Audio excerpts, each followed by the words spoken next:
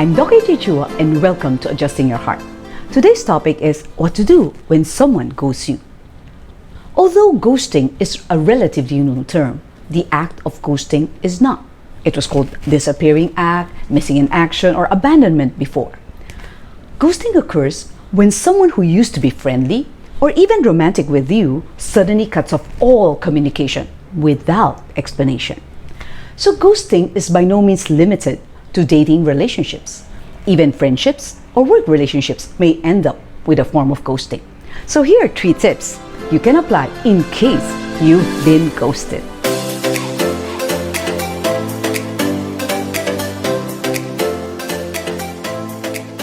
My first tip is back off and don't do anything. This applies to casual dating relationships. A 5-year-old observational study showed that almost 50% of people in the dating world have either been ghosted or ghosted someone themselves. Did you know that there's an anti-ghosting app named Elate? This app will let you know when a match moves on and also gives you fewer reasons to ghost others.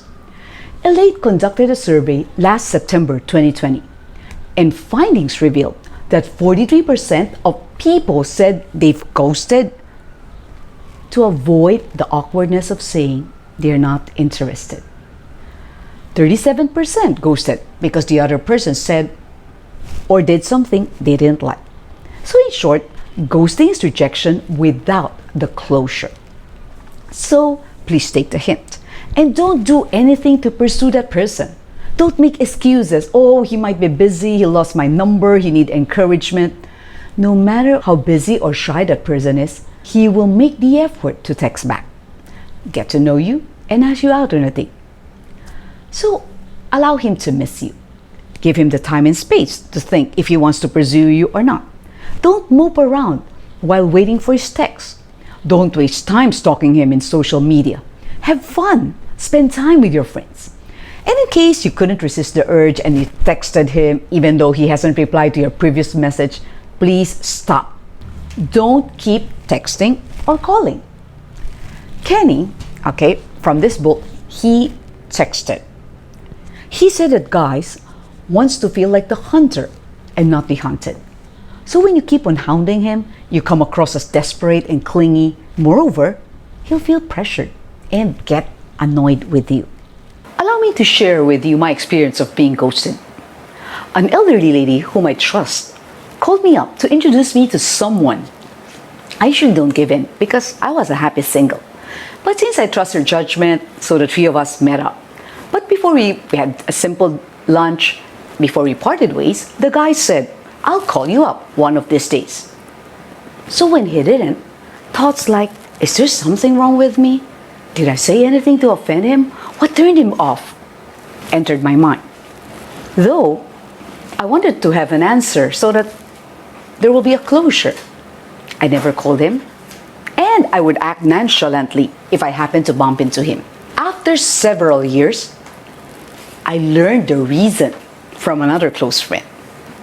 By that time, he was already married. It turned out that he wanted someone more demure, and I sure don't fit into that mold. I can't change my personality just for him, and I'm thankful that Hans accepted me for who I am. And you may check out our love story in our previous video, Is He or She the One? In our case, I'm not compatible with this guy. He couldn't accept me. And come to think of it, it was best that he didn't call. Or he would have said something like, "I'm not interested because you're not as demure as I thought," and that hurts. Besides, we only met once, so that's okay. But if you've been on several dates and decided not to continue the relationship, just be upfront and tell that other person. And you may use the sandwich style. Positive, negative, positive. Like, "Thank you for the happy times. I'm sorry, but I realize we're not compatible, and I hope you find the right person for you." Something like that. As I was preparing for this message, I realized that I'm also guilty of ghosting admirers. I remember when I was still in grade 5, I would hide inside the CR because I was afraid of my admirer who was waiting for me. When I became more mature, I learned how to gently turn down a guy after he has expressed his intentions. So guys, if you only give a woman subtle hints, she can only implicitly show you that she's not interested. You may have started out as friends and would exchange many text messages a day, but when you started dropping hints that you like her more than that of a friend, and then she'd take several hours to reply, my friends, this is a sign that she is not into you and that she only likes you as a friend. My second point is reach out and try to resolve the issue. And this applies to friends, relatives, or colleagues who've ghosted you. Nobody wants conflict, and we avoid conflicts as much as we can. We do not want to rock the boat, so we just sweep the problem under the floor and stay away. However, ghosting won't solve the issue.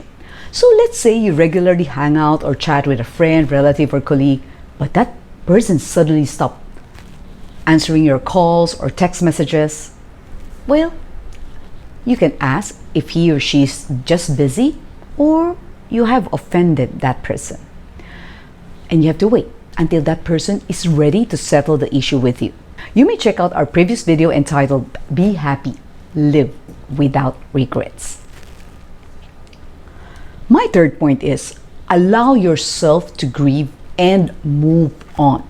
This applies when you are in a committed relationship and that significant other ghosted you, like a boyfriend, girlfriend, a spouse. It is but natural to feel confused, insecure, hurt, and angry if a person that you're going steady with for a few months, a few years, suddenly disappeared without any explanation. All the more if you're married to that person. You'll have to wonder why. What went wrong in that relationship? What's wrong with you? How you didn't see this coming? In such times, please don't numb the pain with drugs, alcohol, and other quick highs. Air out your feelings to a trusted friend. And set a time limit, like, if I don't hear from this person within 2 months, I'll assume that the relationship is over. Then this can provide a form of a temporary closure for you so that you can start moving on. And don't automatically blame yourself since you don't even know why that person ghosted. You may ask close friends in what area you can improve yourself. Stop torturing yourself by going through old photos and saved old texts. Don't stalk that person in social media. It will cause you added pain, especially if you see that person having a blast without you or having a new lover. Try to gradually move on and stay focused on your health and happiness. Pray and ask God to help you. Claim His promise in Psalm 147 verse 3, He heals the brokenhearted and binds up their wounds. And if a ghost wants to reconnect, we call that zombieing. Be extra cautious, lest you get hurt again. Know his intentions. Is it just to apologize? Or he or she wants to reconcile?